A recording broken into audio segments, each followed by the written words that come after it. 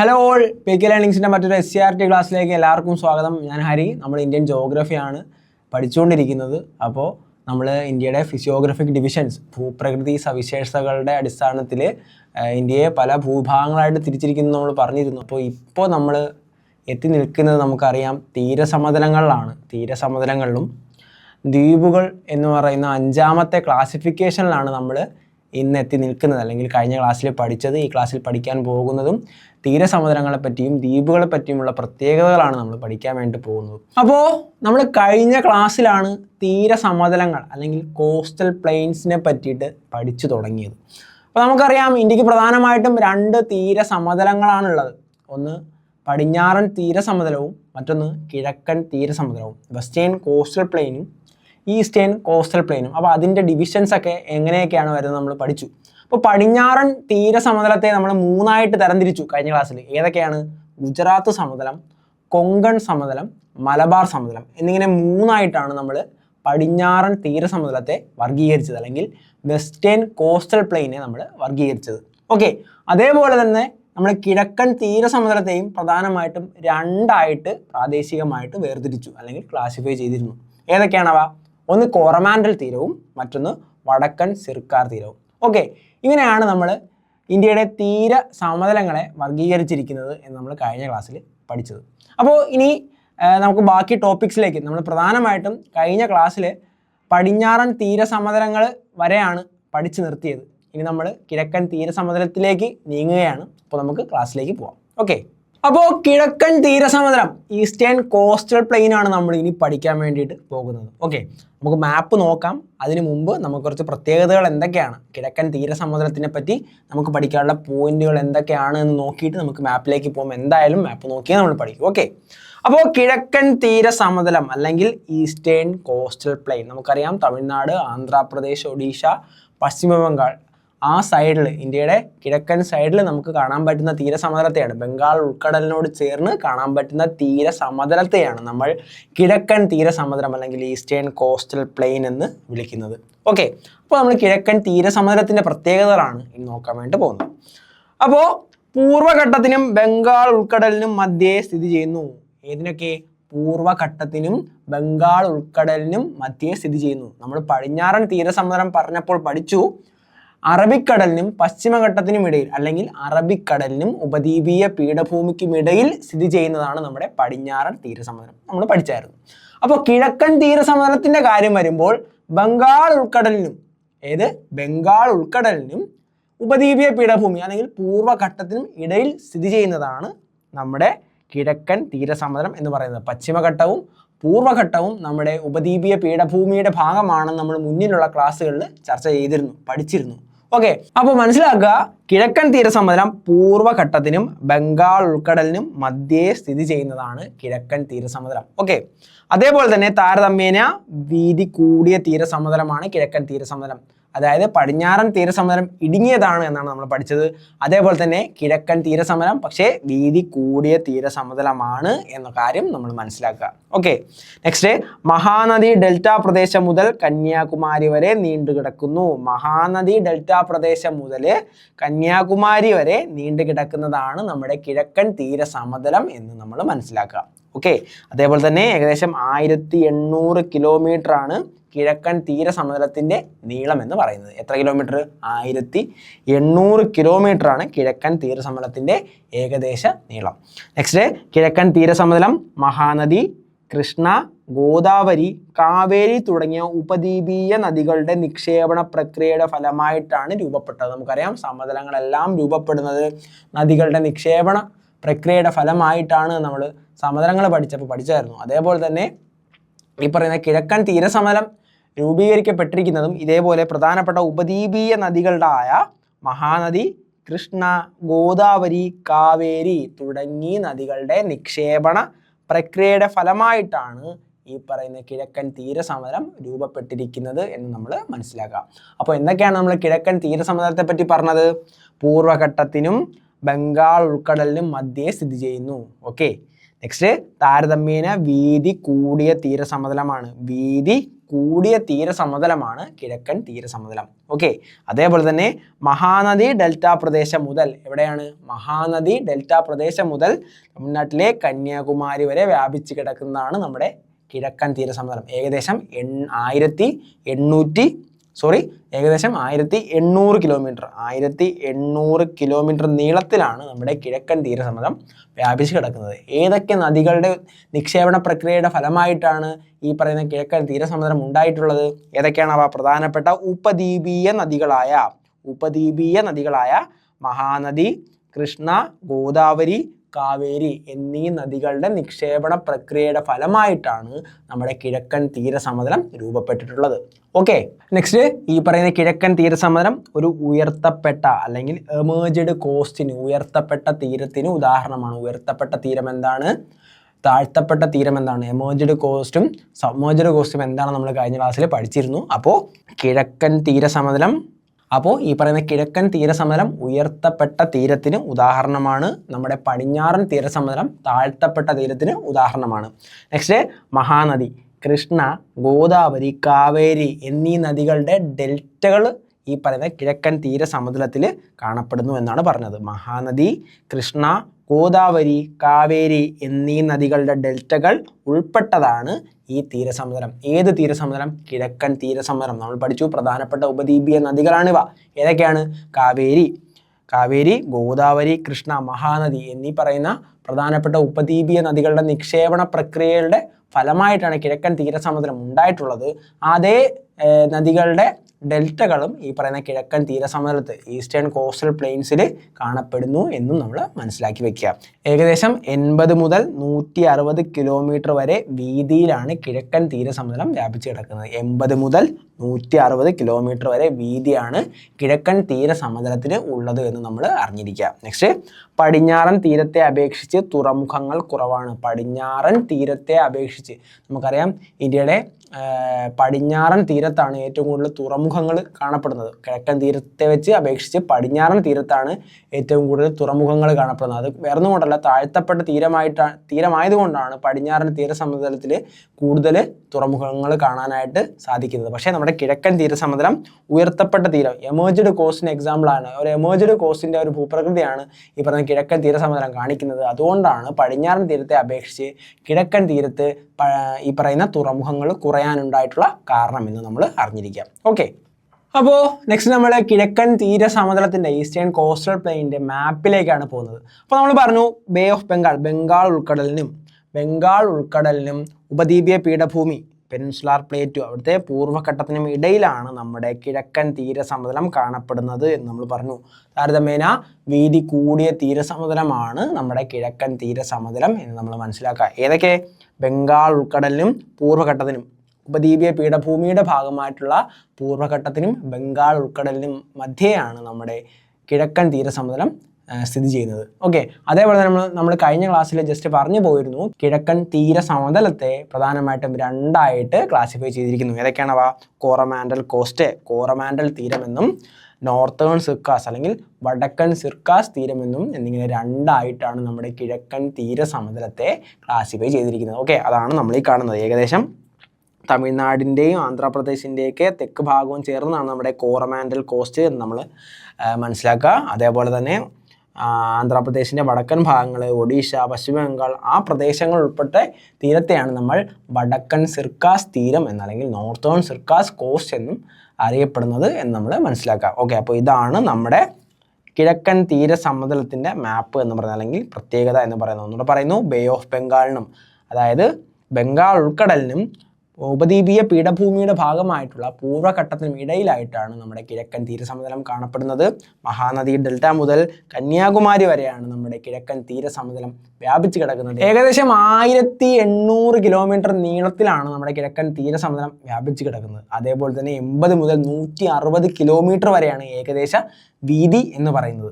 പടിഞ്ഞാറൻ തീരത്തെ അപേക്ഷിച്ച് കിഴക്കൻ തീരത്ത് തുറമുഖങ്ങൾ വളരെ കുറവാണ്. ഒരു ഉയർത്തപ്പെട്ട അല്ലെങ്കിൽ എമേർജ്ഡ് കോസ്റ്റിന് ഉദാഹരണമാണ് നമ്മുടെ കിഴക്കൻ തീരസമതലം എന്നും നമ്മൾ അറിഞ്ഞിരിക്കുക. ഓക്കെ, അപ്പോൾ നമ്മൾ പറഞ്ഞ പോലെ കിഴക്കൻ തീരത്തെ രണ്ടായിട്ട് തിരിക്കാം. നമ്മൾ കണ്ടു, മാപ്പിൽ കണ്ടു അല്ലേ, കിഴക്കൻ തീരസമതലത്തെ രണ്ടായിട്ട് ക്ലാസിഫൈ ചെയ്തിരിക്കുന്നത് ഏതൊക്കെയാണ് നമ്മൾ മാപ്പിൽ കണ്ടു. ഏതൊക്കെയാണ്? ഒന്ന് വടക്കൻ സിർക്കാർ തീരവും, രണ്ട് കോറമാൻഡൽ തീരവും. വടക്കൻ സിർക്കാർ തീരവും കോറമാൻഡൽ തീരവും എന്നിങ്ങനെ രണ്ടായിട്ടാണ് നമ്മുടെ കിഴക്കൻ തീരസമതലത്തെ ക്ലാസിഫൈ ചെയ്തിരിക്കുന്നത്. ഓക്കെ, അപ്പോൾ വടക്കൻ സിർക്കാർ തീരത്തെ പറ്റിയാണ് നമ്മൾ ആദ്യം പഠിക്കാൻ വേണ്ടി പോകുന്നത്. ഓക്കെ, അപ്പോൾ മഹാനദി ഡെൽറ്റ മുതൽ കൃഷ്ണാനദി ഡെൽറ്റ വരെ വ്യാപിച്ചിരിക്കുന്നതാണ് നമ്മുടെ വടക്കൻ സിർക്കാർ തീരം.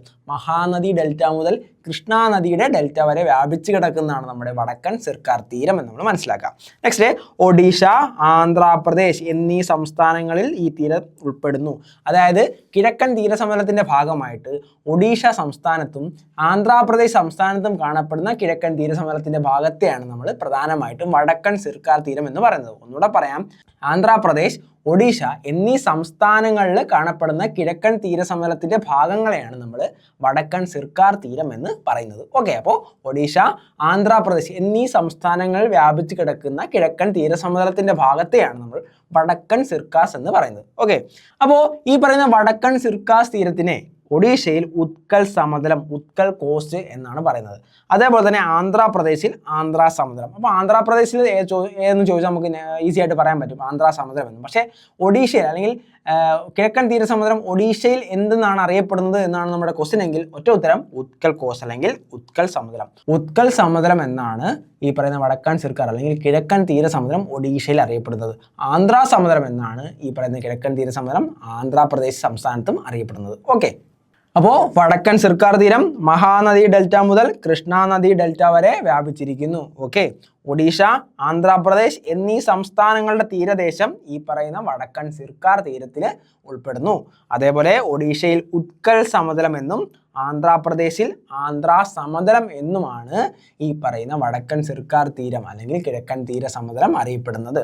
ഓക്കെ, അപ്പോൾ നെക്സ്റ്റ്, മഹാനദി, ഗോദാവരി, കൃഷ്ണ എന്നീ നദികളുടെ ഡെൽറ്റ നിക്ഷേപങ്ങൾ ഉൾപ്പെടുന്നു. എവിടെ? വടക്കൻ സിർക്കാർ തീരത്ത് ഈ പറയുന്ന മഹാനദി, ഗോദാവരി, കൃഷ്ണ എന്നീ നദികളുടെ ഡെൽറ്റ നിക്ഷേപങ്ങൾ ഉൾപ്പെടുന്നു എന്ന് നമ്മൾ അറിഞ്ഞിരിക്കുക. ഓക്കെ, അപ്പോൾ മഹാനദി ഡെൽറ്റയ്ക്ക് തെക്കായി സ്ഥിതി ചെയ്യുന്ന ചിൽക്ക തടാകം ഇന്ത്യയിലെ വലിയ തടാകങ്ങളിൽ ഒന്നാണ്. അപ്പോൾ വടക്കൻ സിർക്കാർ തീരത്താണ് അല്ലെങ്കിൽ കിഴക്കൻ തീരസമതലത്തിന്റെ ഭാഗമായിട്ടുള്ള വടക്കൻ സിർക്കാർ തീരത്താണ് നമ്മുടെ ചിൽക്ക തടാകം, ഇന്ത്യയിലെ തന്നെ വൺ ഓഫ് ദ മേജർ ലേക്കായിട്ടുള്ള തടാകങ്ങളായിട്ടുള്ള ചിൽക്ക തടാകം സ്ഥിതി ചെയ്യുന്നത് കിഴക്കൻ തീരസമതലത്തിന്റെ ഭാഗമായിട്ടുള്ള വടക്കൻ സിർക്കാർ തീരത്താണ്. ഒഡീഷ സംസ്ഥാനത്താണ് നമുക്ക് ചിൽക്ക തടാകം കാണാൻ വേണ്ടി സാധിക്കുന്നത്. ഓക്കെ, മഹാനദി ഡെൽറ്റയ്ക്ക് തെക്കായിട്ടാണ് ഈ പറയുന്ന ചിൽക്ക തടാകം കാണപ്പെടുന്നത്. ഓക്കെ, അതേപോലെ ആന്ധ്രയിലെ കൊല്ലേരു തടാകമാണ് കിഴക്കൻ തീരത്തെ മറ്റൊരു പ്രധാന തടാകം. ചിൽക്ക തടാകത്തിന് പുറമെ ഒഡീഷയിൽ കാണപ്പെടുന്ന ചിൽക്ക തടാകത്തിന് പുറമെ ആന്ധ്രയിലെ കൊല്ലേരു തടാകമാണ് കിഴക്കൻ തീരത്തെ മറ്റൊരു പ്രധാനപ്പെട്ട തടാകം. അപ്പോൾ ചിൽക്ക തടാകവും കൊല്ലേരു തടാകവും കിഴക്കൻ തീരസമതലത്തിൻ്റെ ഒരു പ്രധാനപ്പെട്ട പ്രത്യേകതയാണ്. അല്ലെങ്കിൽ വടക്കൻ സിർക്കാർ തീരത്താണ് ഈ പറയുന്ന ചിൽക്ക തടാകവും കൊല്ലേരു തടാകവും കാണപ്പെടുന്നത് എന്ന് നമ്മൾ അറിഞ്ഞിരിക്കുക.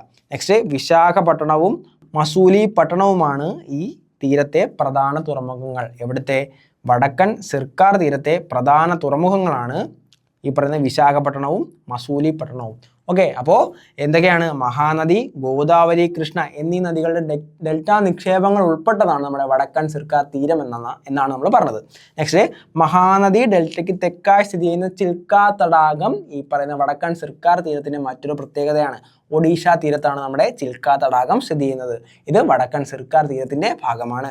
അതേപോലെ തന്നെ ആന്ധ്രാപ്രദേശിലെ പ്രധാനപ്പെട്ട ഒരു തടാകമായ കൊല്ലേരു തടാകവും ഈ പറയുന്ന വടക്കൻ സിർക്കാർ തീരത്തിന്റെ ഭാഗമാണ് നമ്മൾ മനസ്സിലാക്കുക.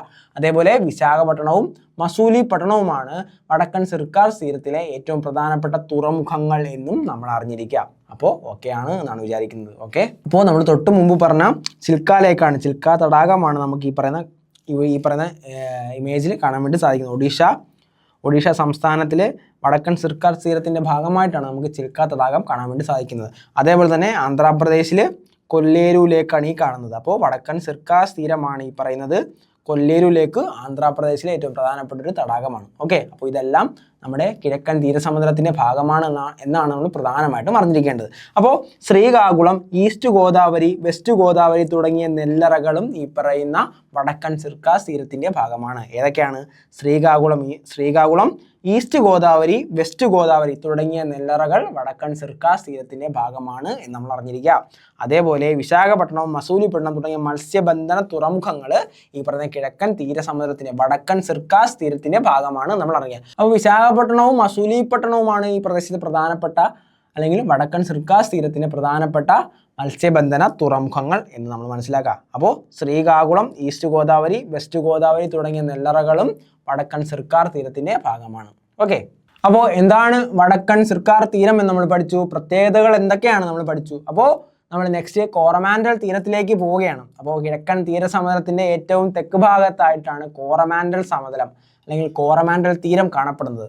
ഓക്കെ, അപ്പോൾ കോറമാൻഡൽ തീരത്തിന് തൊട്ട് വടക്കായിട്ടാണ് ഈ പറയുന്ന വടക്കൻ സിർക്കാർ തീരം കാണപ്പെടുന്നത്. പ്രധാനമായിട്ടും ആന്ധ്രാപ്രദേശിൻ്റെ തെക്കൻ ഭാഗവും തമിഴ്നാടിൻ്റെ തീരങ്ങളുമാണ് പ്രധാനമായിട്ടും കോറമാൻഡൽ തീരത്തിൽ കാണുന്നത്. ഓക്കെ, അപ്പോൾ കോറമാൻഡൽ കോസ്റ്റ് അല്ലെങ്കിൽ കോറമാൻഡൽ തീരം കൃഷ്ണ നദി ഡെൽറ്റ മുതൽ കന്യാകുമാരി വരെ നീളുന്ന തീരസമതലമാണ് കോറമാൻഡൽ തീരം.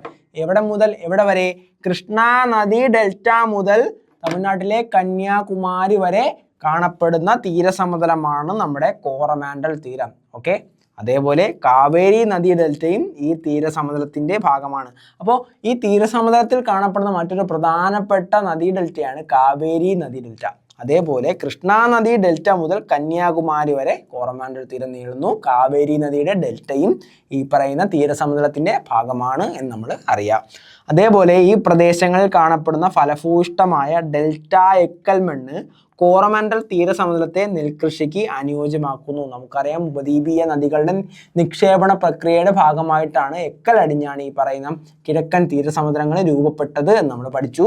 അപ്പോൾ ഈ പ്രദേശങ്ങളിൽ കാണപ്പെടുന്ന ഫലഭൂയിഷ്ടമായ ഡെൽറ്റ എക്കൽ മണ്ണും, അപ്പോൾ നമുക്കറിയാം ഈ പറയുന്ന ഡെൽറ്റ എക്കൽ മണ്ണിൻ്റെ നിക്ഷേപം ഉണ്ടായത് ഈ പറയുന്ന ഉപദ്വീപീയ നദികളുടെ നിക്ഷേപണ പ്രക്രിയയുടെ ഫലമായിട്ടാണ് എന്നാണ് നമ്മൾ മനസ്സിലാക്കേണ്ടത്. അപ്പോൾ അങ്ങനെ ഉണ്ടായ ഡെൽറ്റ എക്കൽ മണ്ണ് കോറമാൻഡൽ തീരസമതലത്തെ നെൽകൃഷിക്ക് അനുയോജ്യമാക്കി മാറ്റുന്നു എന്നാണ് നമ്മളിവിടെ പറഞ്ഞത്. ഓക്കെ, അപ്പോൾ ഈ പറയുന്ന കോറമാൻഡൽ തീരത്തെ ഒരു പ്രധാനപ്പെട്ട തടാകമാണ് പുലിക്കാട്ട് തടാകം. പുലിക്കാട്ട് ലേക്ക്, ഈ കാണുന്നതാണ് നമ്മുടെ പുലിക്കാട്ട് ലേക്ക്, കൊല്ലേരു ലേക്ക് നമുക്കിവിടെ കാണാൻ വേണ്ടി സാധിക്കും. ഇത് വടക്കൻ സിർക്കാർ തീരത്തിൻ്റെ ഭാഗമാണ്. കൊല്ലേരു ലേക്കും ചിൽക്ക ലേക്കും എന്ന് നമ്മൾ നേരത്തെ പഠിച്ചു. പക്ഷേ ഈ പറയുന്ന പുലിക്കാട്ട് ലേക്ക് നമ്മുടെ കോറമാൻഡൽ തീരത്തിൻ്റെ ഒരു പ്രധാനപ്പെട്ട ഭാഗമാണ്, അല്ലെങ്കിൽ കോറമാൻഡൽ തീരത്ത് കാണപ്പെടുന്ന ഒരു പ്രധാനപ്പെട്ട തടാകമാണ് ഈ പറയുന്ന പുലിക്കാട്ട് തടാകം എന്ന് നമ്മൾ അറിഞ്ഞിരിക്കുക. ഓക്കെ, നെക്സ്റ്റ് പുലിക്കാട്ട് തടാകത്തിൻ്റെ തീരത്താണ് ഇന്ത്യയുടെ റോക്കറ്റ് വിക്ഷേപണ കേന്ദ്രമായ ശ്രീഹരിക്കോട്ട സ്ഥിതി ചെയ്യുന്നത്. അപ്പോൾ ഈ പറയുന്ന പുലിക്കാട്ട് തടാകത്തിൻ്റെ തീരത്താണ് ഇന്ത്യയുടെ റോക്കറ്റ് വിക്ഷേപണ കേന്ദ്രമായ ശ്രീഹരിക്കോട്ട സ്ഥിതി ചെയ്യുന്നത് എന്ന് നമ്മൾ മനസ്സിലാക്കുക. അപ്പോൾ ഇന്ത്യയുടെ ഏറ്റവും പ്രധാനപ്പെട്ട ഒരു മേജർ സെൻ്ററാണ് നമ്മുടെ ഈ പറയുന്ന റോക്കറ്റ് വിക്ഷേപണ കേന്ദ്രമായ സതീഷ് ധവാൻ സ്പേസ് സെൻറ്റർ അല്ലെങ്കിൽ ശ്രീഹരിക്കോട്ടയിൽ സ്ഥിതി ചെയ്യുന്നത്. അപ്പോൾ ഈ ശ്രീഹരിക്കോട്ട സ്ഥിതി ചെയ്യുന്നത് ഈ പറയുന്ന പുലിക്കാട്ട് തടാകത്തിൻ്റെ തീരത്താണ് എന്ന് നമ്മൾ അറിഞ്ഞിരിക്കുക. പുലിക്കാട്ട് തടാകം കിഴക്കൻ തീരസമുദ്രത്തിൻ്റെ ഭാഗമായിട്ടുള്ള കോറമാൻഡൽ തീരത്തിൻ്റെ പ്രധാനപ്പെട്ട ഒരു സവിശേഷതയാണ് എന്നാണ് നമ്മൾ മനസ്സിലാക്കേണ്ടത്. ഓക്കെ, അപ്പോൾ ഇനി നമ്മൾ പറയാനുള്ളത് കോറമാൻഡൽ തീരത്തിൻ്റെ ഭാഗമായിട്ടുള്ള പ്രധാനപ്പെട്ട പോയിന്റുകളെ പറ്റിയാണ്, അല്ലെങ്കിൽ പ്രധാനപ്പെട്ട കേന്ദ്രങ്ങളെ പറ്റിയാണ്. കിഴക്കൻ തീരസമുദ്രത്തിൻ്റെ ഭാഗമായിട്ട് കാണപ്പെടുന്ന പ്രധാന കേന്ദ്രങ്ങളെ പറ്റിയാണ് ഇനി നമ്മൾ നോക്കാൻ വേണ്ടി പോകുന്നത്. അപ്പോൾ പുലിക്കാട്ട് തടാകം കോറമാൻഡൽ തീരത്തിൻ്റെ ഭാഗമായിട്ടാണ് കാണപ്പെടുന്നത് എന്ന് നമ്മൾ പഠിച്ചിരിക്കുന്നു. പുലിക്കാട്ട് തടാകം കോറമാൻഡൽ തീരത്തിൻ്റെ ഭാഗമാണ്. ഓക്കെ, അപ്പോൾ പോയിന്റ് കാലിമർ പക്ഷി സങ്കേതം, പിച്ചവാരം കണ്ടൽക്കാടുകൾ തുടങ്ങിയവ ഈ തീരസമുദ്രത്തിൻ്റെ ഭാഗമാണ്, അല്ലെങ്കിൽ ജൈവ വൈവിധ്യ സംരക്ഷണ കേന്ദ്രങ്ങളാണ്. അപ്പോൾ പോയിന്റ് കാലിമർ, പിച്ചവാരം കണ്ടൽക്കാടുകൾ തുടങ്ങിയവയെല്ലാം കോറമാൻഡൽ തീരത്തിൻ്റെ ഭാഗമാണ് എന്ന് നമ്മൾ മനസ്സിലാക്കുക. പ്രധാനപ്പെട്ട വെച്ച് തുടങ്ങുന്ന എല്ലാ സാധനങ്ങളും ഏതൊക്കെയാണ്? പുലിക്കാട്ട് ലേക്ക്, പോയിന്റ് കാലിമർ, പിച്ചവാരം, കണ്ടൽക്കാടുകൾ ഇവയെല്ലാം കോറമാൻഡൽ തീരത്തിൻ്റെ ഭാഗമാണ് എന്നാണ് നമ്മൾ അറിഞ്ഞിരിക്കേണ്ടത്. ഓക്കെ, നെക്സ്റ്റ് പ്രധാന മത്സ്യബന്ധന ഹാർബറുകളാണ് എവിടുത്തെ? കോറമാൻഡൽ കോസ്റ്റിലെ കോറമാൻഡൽ തീരത്തിൻ്റെ പ്രധാനപ്പെട്ട മത്സ്യബന്ധന ഹാർബറുകളാണ് നാഗപട്ടണം, കടലൂർ എന്നിവ. അപ്പോൾ നാഗപട്ടണം, കടലൂർ എന്നിവയാണ് കോറമാൻഡൽ തീരത്തിൻ്റെ അല്ലെങ്കിൽ കോറമാൻഡൽ തീരത്തിൻ്റെ ഭാഗമായിട്ട് കാണപ്പെടുന്ന പ്രധാനപ്പെട്ട മത്സ്യബന്ധന ഹാർബറുകൾ എന്ന് നമ്മൾ അറിഞ്ഞിരിക്കുക. നെക്സ്റ്റ്, ചെന്നൈ തീരത്തെ മറീന ബീച്ച് പ്രസിദ്ധമായ വിനോദസഞ്ചാര കേന്ദ്രമാണ്. അപ്പോൾ ഇതിൻ്റെ ഏറ്റവും വലിയ ബീച്ചായ മറീന ബീച്ച് കാണപ്പെടുന്നത് കിഴക്കൻ തീരസമുദ്രത്തിൻ്റെ ഭാഗമായിട്ടുള്ള കോറമാൻഡൽ തീരത്താണ് എന്നാണ് നമ്മൾ അറിയേണ്ടത്. എന്താണ്? കിഴക്കൻ തീരസമുദ്രത്തിൻ്റെ ഭാഗമായിട്ടുള്ള കോറമാൻഡൽ കോസ്റ്റിലാണ് ചെന്നൈയിലെ ഏറ്റവും പ്രധാനപ്പെട്ട ബീച്ചായ അല്ലെങ്കിൽ ഇന്ത്യയിലെ തന്നെ ഏറ്റവും പ്രധാനപ്പെട്ട ബീച്ചായ മറീന ബീച്ച് കാണപ്പെടുന്നത്. ഓക്കെ, അപ്പോൾ പുലിക്കാട്ട് തടാകം, പോയിന്റ് കാലിമർ പക്ഷി സങ്കേതം, പിച്ചവാരം, കണ്ടൽക്കാടുകൾ ഇവയെല്ലാം കോറമാൻഡൽ തീരത്തിൻ്റെ ഭാഗമാണ് എന്ന് നമ്മൾ മനസ്സിലാക്കുക. അതേപോലെ തന്നെ നാഗപട്ടണം, കടലൂർ എന്നിവയാണ് ഈ തീരസമുദ്രത്തിലെ പ്രധാനപ്പെട്ട മത്സ്യബന്ധന ഹാർബറുകൾ. എവിടുത്തെ? കോറമാൻഡൽ തീരത്തിൻ്റെ. അതേപോലെ ചെന്നൈ തീരത്തെ മറീന ബീച്ച് പ്രസിദ്ധമായ വിനോദസഞ്ചാര കേന്ദ്രത്തിന് ഉദാഹരണമാണ്. അല്ലെങ്കിൽ ഇന്ത്യയിലെ തന്നെ ഏറ്റവും വലിയ ബീച്ചായ മറീന ബീച്ച് ഈ പറയുന്ന കോറമാൻഡൽ കോസ്റ്റിൻ്റെ ഭാഗമാണ്. ഓക്കെ, അപ്പോൾ നമുക്ക് പ്രധാനമായിട്ടും പടിഞ്ഞാറൻ തീരസമുദ്രങ്ങൾ നോക്കിയിരിക്കുകയാണ്. കിഴക്കൻ തീരസമുദ്രവും പടിഞ്ഞാറൻ തീരസമുദ്രവും നമ്മൾ നോക്കിക്കഴിഞ്ഞു. ഇനി വീണ്ടും അതിൻ്റെ കാലാവസ്ഥയും മറ്റും കാര്യങ്ങൾ പറയുന്നുണ്ടോ അത് നമുക്ക് അവസാനം നോക്കാം. അപ്പോൾ നെക്സ്റ്റ് നമ്മൾ ദ്വീപുകളിലേക്ക് പോവുകയാണ്. അപ്പോൾ ദ്വീപുകളിലേക്കാണ് ഇനി നമ്മൾ പോകുന്നത്. അപ്പോൾ നമുക്ക് നോക്കാം. തീരത്തോടടുത്ത് കാണപ്പെടുന്ന ചെറുദ്വീപുകൾ കൂടാതെ ഇന്ത്യക്ക് പ്രധാനപ്പെട്ട 2 ദ്വീപ സമൂഹങ്ങളാണ് ഉള്ളത്.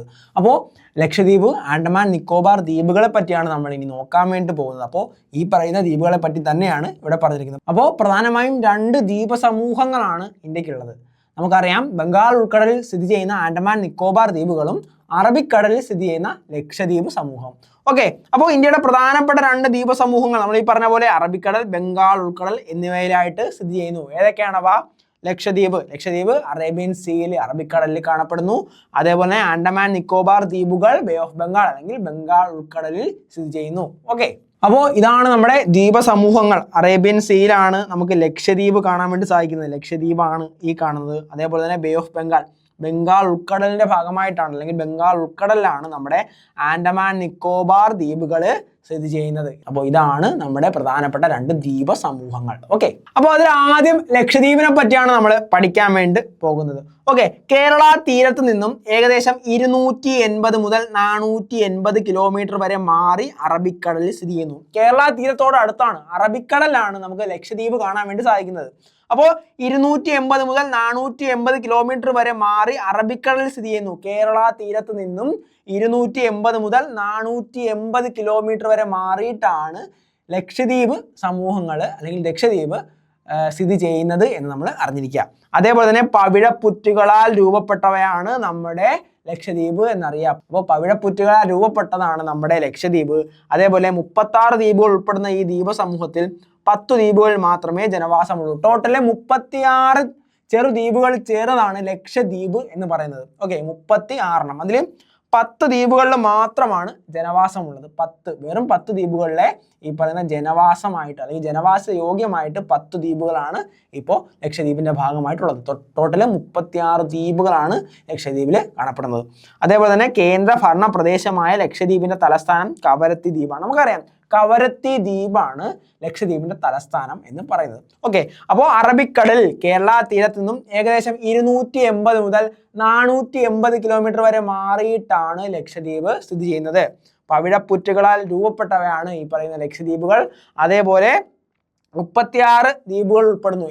ടോട്ടൽ മൊത്തം 36 ദ്വീപുകളാണ് ലക്ഷദ്വീപ് സമൂഹത്തിൽ ഉൾപ്പെടുന്നത്.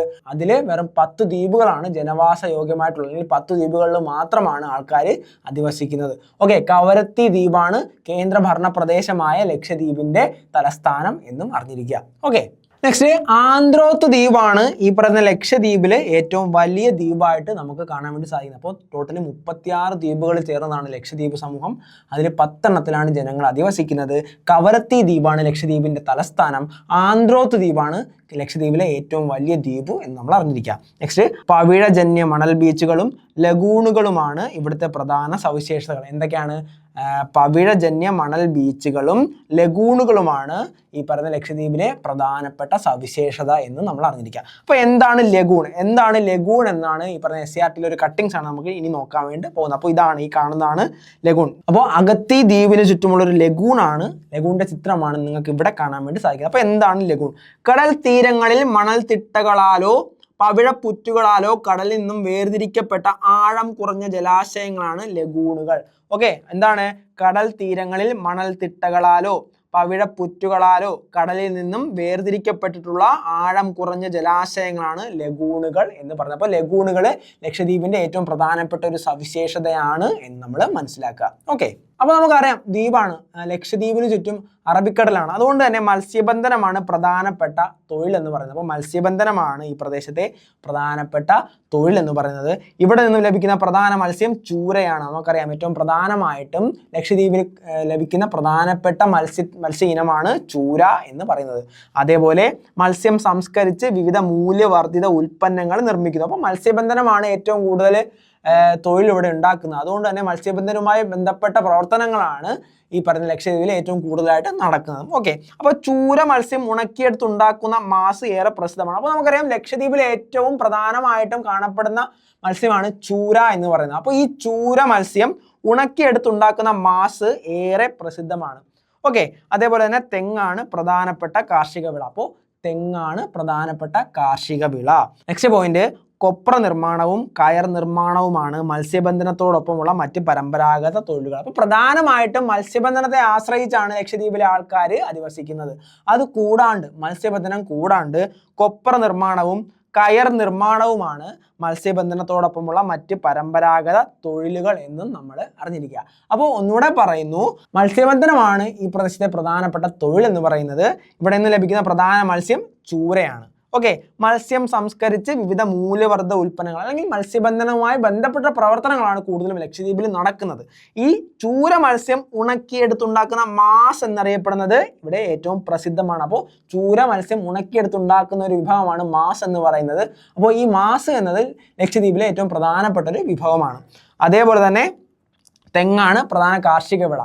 തെങ്ങാണ് ഏറ്റവും പ്രധാനമായിട്ടും കൃഷി ചെയ്യുന്നത്. കൊപ്ര നിർമ്മാണവും കയർ നിർമ്മാണവുമാണ് മത്സ്യബന്ധനത്തോടൊപ്പമുള്ള മറ്റ് പ്രധാനപ്പെട്ട തൊഴിലുകൾ എന്നും അറിഞ്ഞിരിക്കുക. ഓക്കെ, അതേപോലെ തന്നെ നെക്സ്റ്റ് പോയിന്റ്, ലഗൂണുകൾ, ബീച്ചുകൾ, പവിഴപ്പുറ്റുകൾ എന്നിവയെല്ലാം പ്രയോജനപ്പെടുത്തി അനുദിനം വികസിക്കുന്ന വിനോദസഞ്ചാരം ഇവിടുത്തെ പ്രധാനപ്പെട്ട അത്യാധുനിക തൊഴിൽ മേഖലയാണ്. അപ്പോൾ മത്സ്യബന്ധനം കൂടാണ്ട് തന്നെ നമുക്കറിയാം ലക്ഷദ്വീപ് അതിമനോഹരമായിട്ടുള്ള വിനോദസഞ്ചാരത്തിന് എക്സ്പ്ലോർ ചെയ്യാൻ പറ്റിയൊരു സ്ഥലമാണ്. അത്രയും നല്ല പ്രകൃതി രമണീയമാണ് നമ്മുടെ ലക്ഷദ്വീപ് എന്ന് പറയുന്നത്.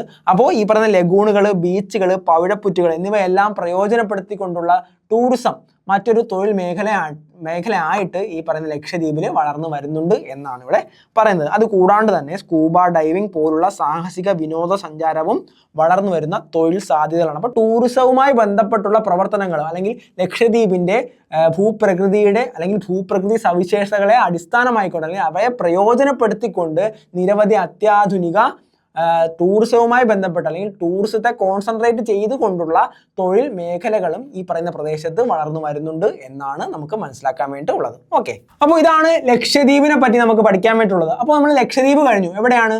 അറബിക്കടലിലാണ് നമുക്ക് ലക്ഷദ്വീപ് സമൂഹം കാണാൻ വേണ്ടിയിട്ടുള്ളത്. നെക്സ്റ്റ് ആൻഡമാൻ നിക്കോബാർ ദ്വീപുകളാണ് നമുക്ക് ഇനി നോക്കാൻ വേണ്ടിയിട്ടുള്ളത്. ബംഗാൾ ഉൾക്കടലിൽ സ്ഥിതി ചെയ്യുന്നു. നമുക്കറിയാം ബംഗാൾ ഉൾക്കടലിലാണ് ആൻഡമാൻ നിക്കോബാർ ദ്വീപ് കാണപ്പെടുന്നത്. ഇവ അഗ്നിപർവ്വതജന്യ ദ്വീപുകളാണ്. അഗ്നിപർവ്വതജന്യ ദ്വീപുകൾക്ക് ഉദാഹരണമാണ് നമ്മുടെ ആൻഡമാൻ നിക്കോബാർ ദ്വീപുകൾ എന്നറിയുക. ദ്വീപസമൂഹത്തെ ആൻഡമാൻ ദ്വീപുകൾ, നിക്കോബാർ ദ്വീപുകൾ എന്നിങ്ങനെ വേർതിരിക്കുന്നത് 10 ഡിഗ്രി ചാനൽ 10 ഡിഗ്രി ചാനൽ എന്നാണ് അറിയപ്പെടുന്നത്. അല്ലെങ്കിൽ 10 ഡിഗ്രി ചാനലാണ് ഈ പറയുന്ന ദ്വീപസമൂഹത്തെ ആൻഡമാൻ ദ്വീപുകൾ എന്നും നിക്കോബാർ ദ്വീപുകളും എന്നിങ്ങനെ വേർതിരിക്കുന്നത്. അപ്പോൾ 10 ഡിഗ്രി ചാനലാണ് ആൻഡമാൻ നിക്കോബാർ ദ്വീപ സമൂഹത്തെ ആൻഡമാൻ ദ്വീപുകളെന്നും നിക്കോബാർ ദ്വീപുകളെന്നും ഇങ്ങനെ വേർതിരിക്കുന്നത്. അതേപോലെ ഇന്ത്യയിലെ ഏക സജീവ അഗ്നിപർവ്വതമായ ബാരൻ സ്ഥിതി ചെയ്യുന്നത് ഈ പറയുന്ന ആൻഡമാൻ നിക്കോബാർ ദ്വീപിലാണ് എന്ന് മനസ്സിലാക്കാം. നമ്മൾ പറഞ്ഞു അഗ്നിപർവ്വതജന്യ ദ്വീപുകൾക്ക് ഉദാഹരണമാണ് ആൻഡമാൻ നിക്കോബാർ ദ്വീപ്. അപ്പോൾ ഇന്ത്യയിലെ തന്നെ ഏറ്റവും സജീവ അഗ്നിപർവ്വതമായ ബാരൻ സ്ഥിതി ചെയ്യുന്നത് ഈ പറയുന്ന ആൻഡമാൻ നിക്കോബാറിലാണ് എന്ന് നമ്മൾ അറിഞ്ഞിരിക്കാം. ഓക്കെ, നെക്സ്റ്റ് ഏകദേശം 572 ചെറുതും വലുതുമായ ദ്വീപുകളാണ് ഈ പറയുന്ന ആൻഡമാൻ നിക്കോബാറിന്റെ ഭാഗമായിട്ടുള്ളത്. അതിൽ 38 ദ്വീപുകളിലാണ് ജനവാസമുള്ളത്. അപ്പോൾ ടോട്ടൽ 572 ദ്വീപുകൾ ചേർന്നതാണ് ആൻഡമാൻ നിക്കോബാർ ദ്വീപുകൾ. അതിലെ 38 ദ്വീപുകളിലാണ് ജനവാസമുള്ളത്. ഓക്കെ, മിക്ക ദ്വീപുകളിലും തദ്ദേശീയ ഗോത്ര വിഭാഗങ്ങളാണ് അധിവസിക്കുന്നത്. നമുക്കറിയാം സെന്റിനലീസ് എന്നൊക്കെ അറിയപ്പെടുന്ന ഗോത്ര വിഭാഗങ്ങളാണ് ആൻഡമാൻ നിക്കോബാറിൽ പ്രധാനമായിട്ടും കാണപ്പെടുന്നത്. അപ്പോൾ മിക്ക ദ്വീപുകളിലും തദ്ദേശീയ ഗോത്രവർഗ ജനവിഭാഗങ്ങളാണ് അധിവസിക്കുന്നത്. ഏതാണ് തലസ്ഥാനം? പോർട്ട് ബ്ലെയർ ആണ് ഈ പറയുന്ന കേന്ദ്രഭരണ പ്രദേശത്തിന് ഉദാഹരണമായ ആൻഡമാൻ നിക്കോബാർ ദ്വീപിന്റെ തലസ്ഥാനം എന്ന് നമ്മൾ അറിഞ്ഞിരിക്കുക. അതേപോലെ ഇന്ത്യയുടെ ഏറ്റവും തെക്കേ അറ്റമായ ഇന്ദിരാ പോയിന്റ് ഗ്രേറ്റ് നിക്കോബാർ ദ്വീപിലാണ്. ആൻഡമാന്റെ ഭാഗമായിട്ടുള്ള ഗ്രേറ്റ് നിക്കോബാർ ദ്വീപിലാണ് ഈ പറയുന്ന ഇന്ദിരാ പോയിന്റ്. ഇന്ത്യയുടെ തന്നെ ഏറ്റവും സദേൺ മോസ്റ്റ് പോയിന്റ്, ഇന്ത്യയുടെ ഏറ്റവും തെക്കേ അറ്റമായ ഇന്ദിരാ പോയിന്റ് സ്ഥിതി ചെയ്യുന്നത് ഈ പറയുന്ന ആൻഡമാൻ നിക്കോബാർ ദ്വീപിലെ ഗ്രേറ്റ് നിക്കോബാർ ദ്വീപിലാണ് എന്ന് നമ്മൾ മനസ്സിലാക്കുക. അപ്പോൾ ഇതാണ് നമ്മുടെ ആൻഡമാൻ നിക്കോബാർ ദ്വീപിന്റെ ഒരു മാപ്പ് എന്ന് പറയുന്നത്. 10 ഡിഗ്രി ചാനലാണ് നിങ്ങൾക്ക് ഇവിടെ കാണാൻ വേണ്ടി സാധിക്കുന്നത്. ആൻഡമാൻ ദ്വീപുകളെന്നും നിക്കോബാർ ദ്വീപുകളെന്നും ആൻഡമാൻ നിക്കോബാറിനെ വേർതിരിക്കുന്നത് 10 ഡിഗ്രി ചാനലാണ്. നമ്മൾ പഠിച്ചു. ആ 10 ഡിഗ്രി ചാനലാണ് നിങ്ങൾക്ക് ഇവിടെ കാണാൻ വേണ്ടി സാധിക്കുന്നത്. അപ്പോൾ ഇതാണ് നമ്മൾ ഇന്നത്തെ ക്ലാസ്സിൽ പഠിച്ചത്. എന്താണ്? നമ്മുടെ കിഴക്കൻ തീരസമുദ്രവും ദ്വീപുകളായ ലക്ഷദ്വീപ്, ആൻഡമാൻ നിക്കോബാർ ദ്വീപ് എന്നീ ദ്വീപുകളെ പറ്റിയാണ് നമ്മൾ ഇന്നത്തെ ക്ലാസ്സിൽ ചർച്ച ചെയ്തത്. സോ ഇന്നത്തെ ക്ലാസ് എല്ലാവർക്കും ഹെൽപ്ഫുൾ ആയി എന്നാണ് വിചാരിക്കുന്നത്. അപ്പോൾ മറ്റൊരു ക്ലാസ്സുമായിട്ട് നെക്സ്റ്റ് ക്ലാസ്സിൽ കാണാം. Okay, thank you.